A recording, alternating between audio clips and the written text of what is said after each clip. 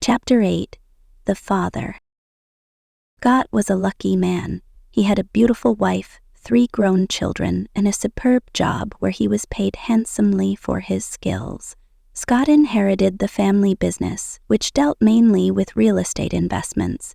Many revered him because he was smart and kept his promises.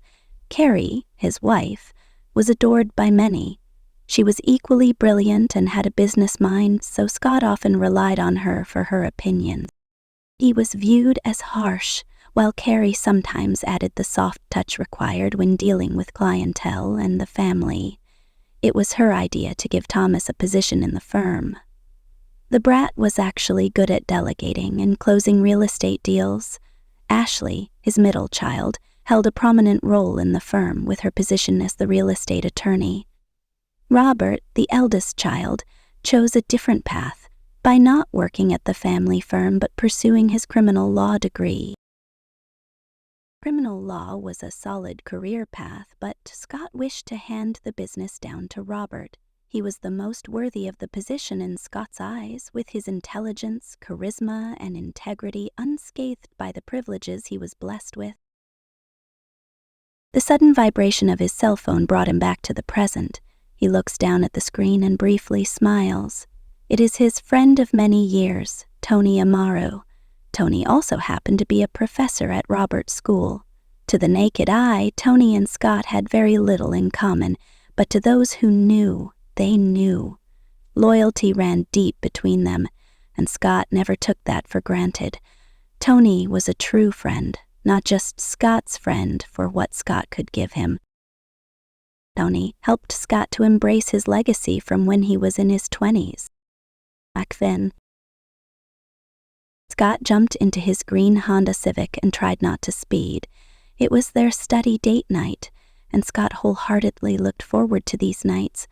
Not only did Natasha encourage Scott's study habits, but this was also their only opportunity to see each other out of school. Natasha's parents had stringent rules and seldom allowed her any free time. They had high hopes for her future and wanted her to pursue law. They were both blue-collar workers and never went to college, which explained the pressure they often put on Natasha. This was understandable, and Natasha did not rebel because she knew their constant force was out of love. They wanted a better life for her, a more leisurely lifestyle than they endured. Scott approached the coffee house in glee, not because he found a good parking spot, but because he saw her.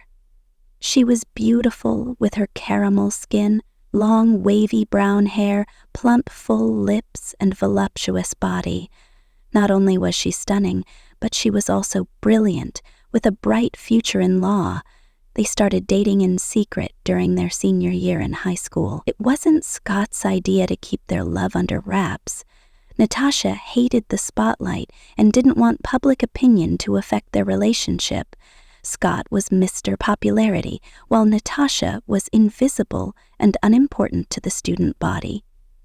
"It's better this way," Natasha would say to Scott. Of course, when she got to college, her identity changed, and none of that mattered. Sitting in her favorite corner, Natasha skillfully moved the pencil between her fingers as she read, looking deep in thought.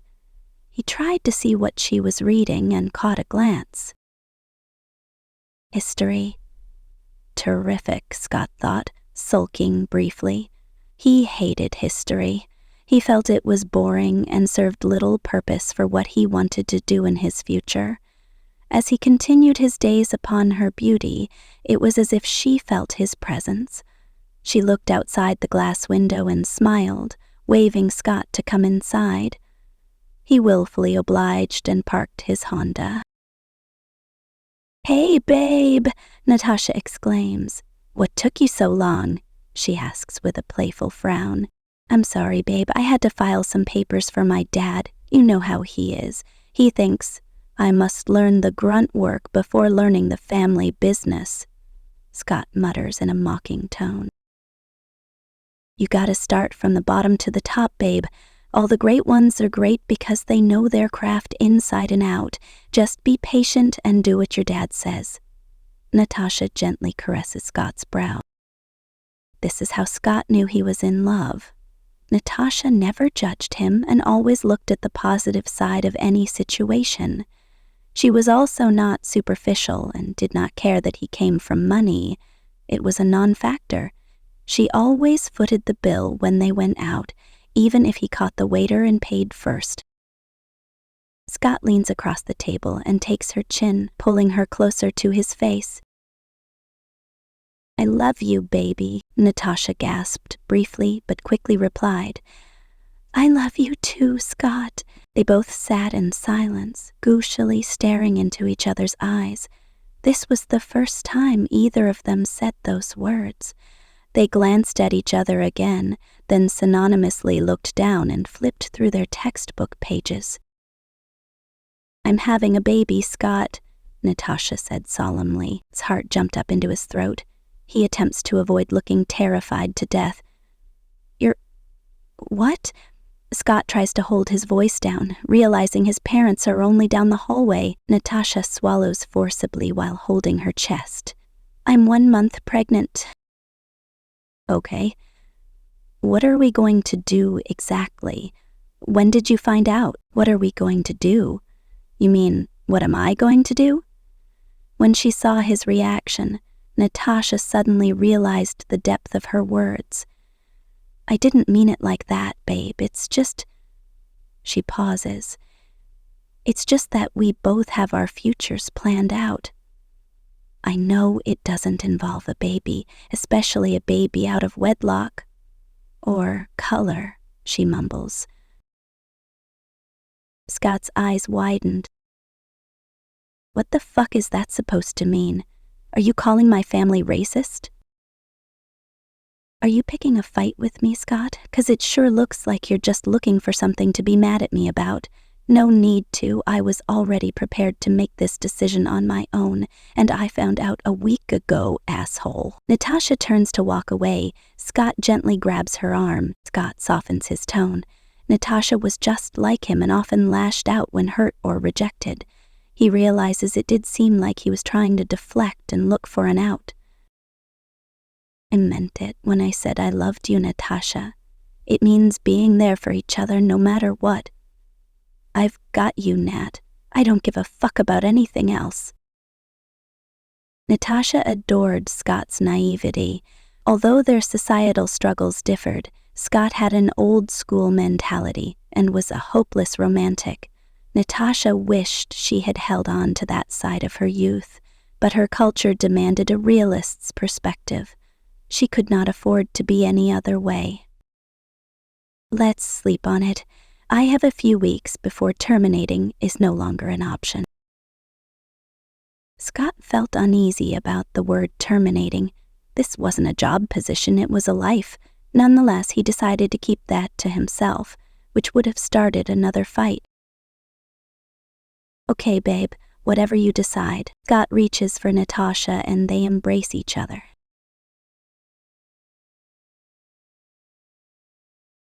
"Fuck this and fuck him. I'm out of here." Scott storms out of his bedroom with his overly stuffed Jansport on his shoulder. A few nights ago, Scott's father confronted him about having a child, saying that it was not part of the plan and that he would disown him if this were his chosen path. Scott had no idea how he knew this secret, but he felt violated. He didn't have a chance to process the information, yet his dad already knew about it.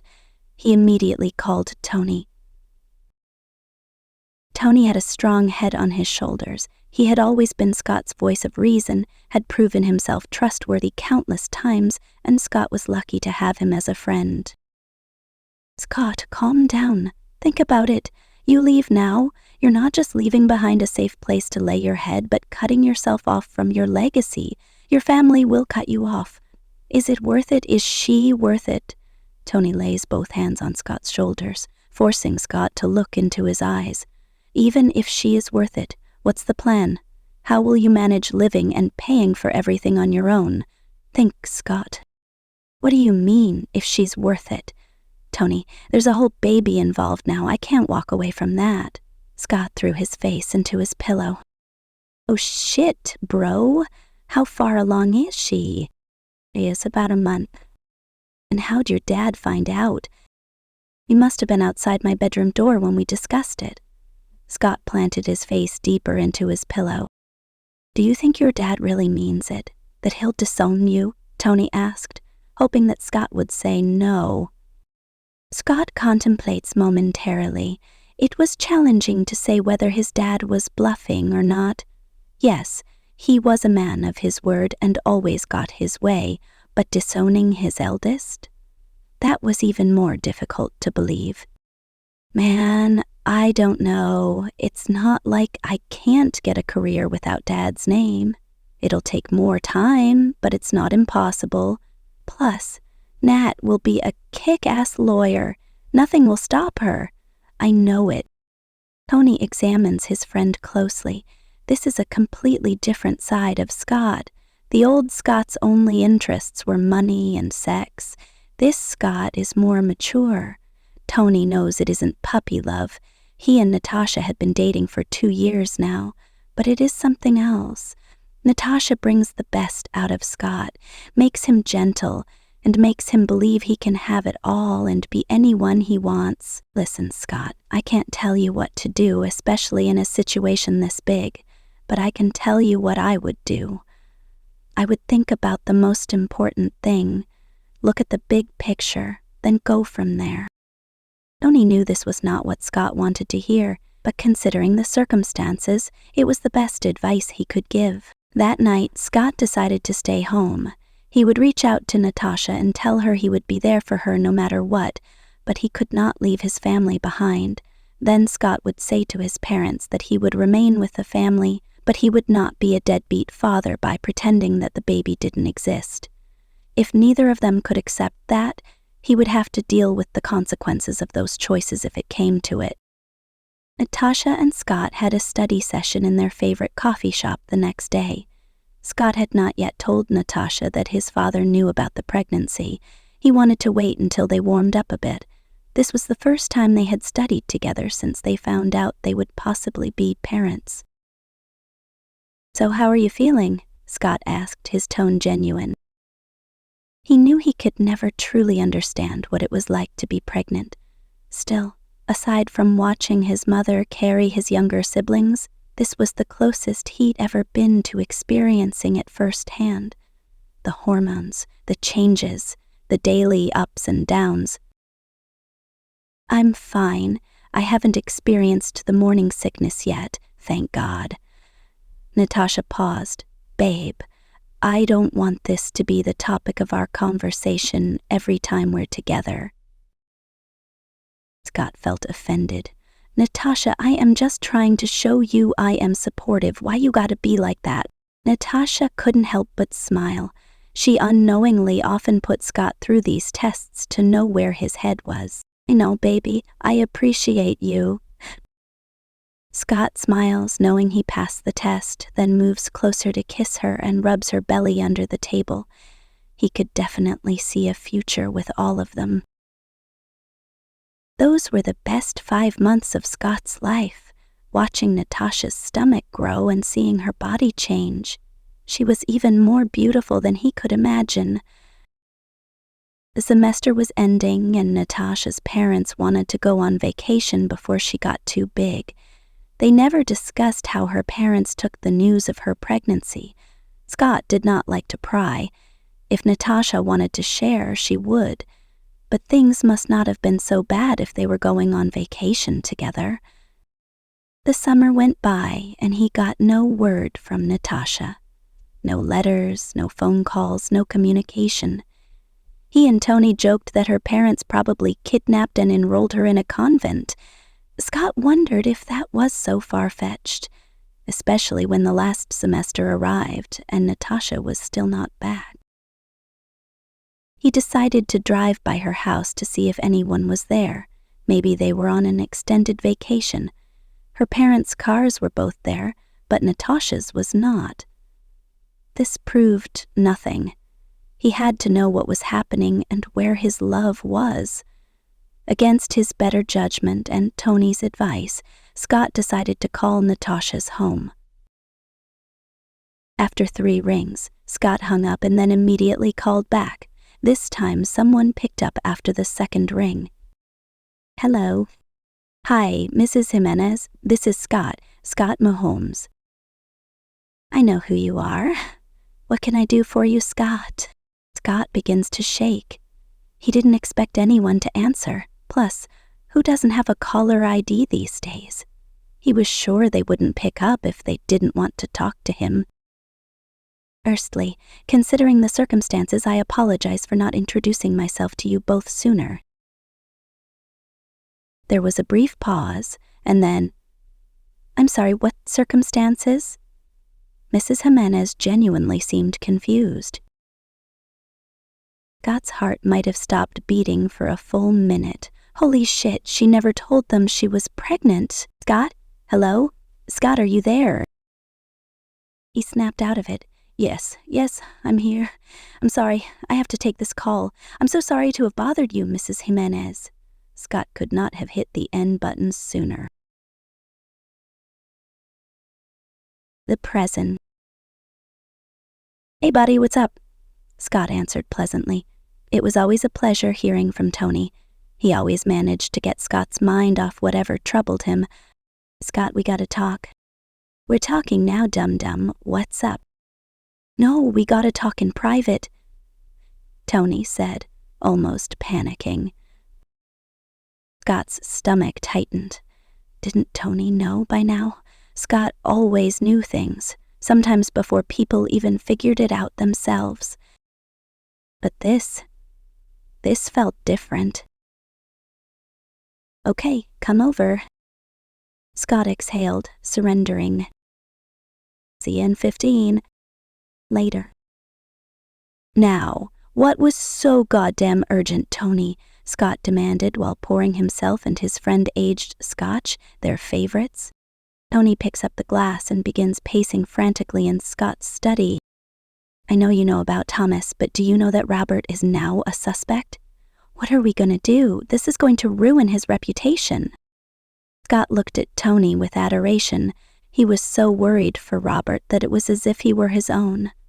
Yes, I know, Tony, Scott stated matter-of-factly. Tony looked both surprised and envious, wishing to keep his cool like his best friend. How the fuck are you so calm? At least with Thomas, Fred took care of the details, but Robert is innocent and a suspect. What the fuck am I missing? Tony felt helpless. Robert was like the son he never had. He checked on him when he was ill and came over for family dinners. He watched him grow up. Tony, I have contacts in the PD. I'm abreast of it all. I already have an attorney for Robert who is a fucking shark. As far as his reputation goes, it's an isolated issue still under investigation. If they release his name to the public when he's not an official suspect just because of who his father is, I will sue their asses for defamation. Scott sips his scotch as if to indicate the finality of the concern.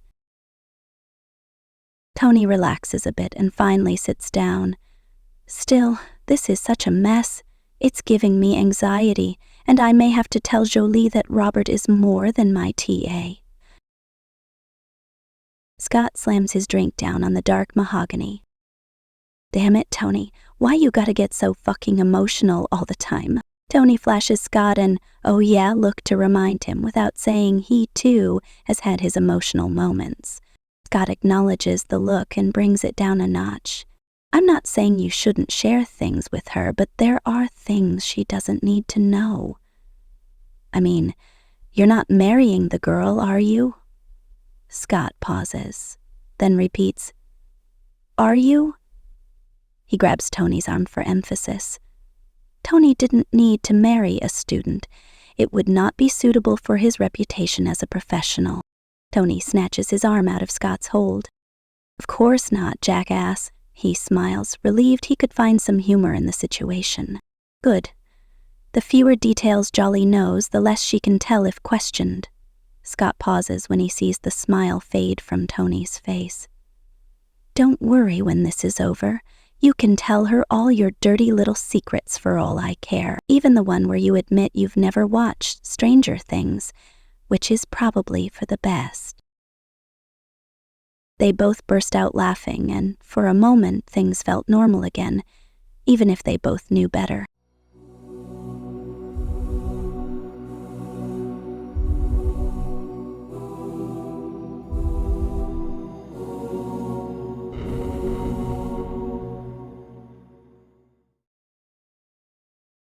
You've been listening to Guilty, Chapter 8, The Father, by D. Whitelock.